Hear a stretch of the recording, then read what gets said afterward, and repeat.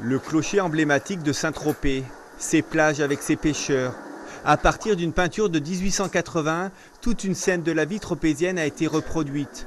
Volets bleus, voiliers, petites barques, le bruit des vagues et même le cri des mouettes nous plongent dans l'ambiance.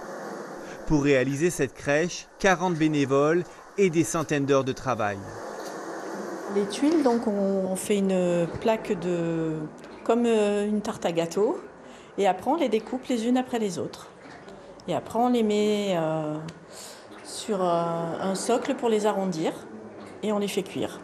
Et après, vous les apposez une à une. Et après, on les pose une à une, on les colle une à une sur les toits. Vu le nombre de tuiles, c'est un travail funeste. C'est colossal. À l'étage de cette ancienne chapelle, les bénévoles peaufinent les derniers détails. Une retouche, normalement au pinceau. On voyait le socle. Une crèche monumentale avec plusieurs milliers de santons dans un décor entièrement fait main et totalement naturel.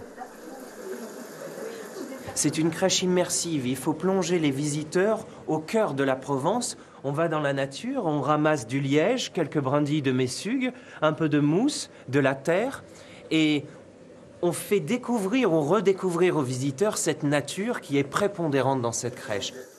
Cette année, c'est le monde agricole qui est mis à l'honneur. Au milieu des champs, ces paysans représentant des scènes de la vie quotidienne provençale au XIXe siècle. Vous avez déjà les transhumances.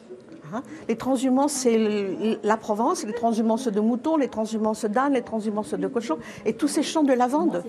Voilà. Là, vraiment, c'est la Provence. On ne peut pas mieux faire. À découvrir à la chapelle Saint-Jean de la Garde-Freinet jusqu'au 5 février.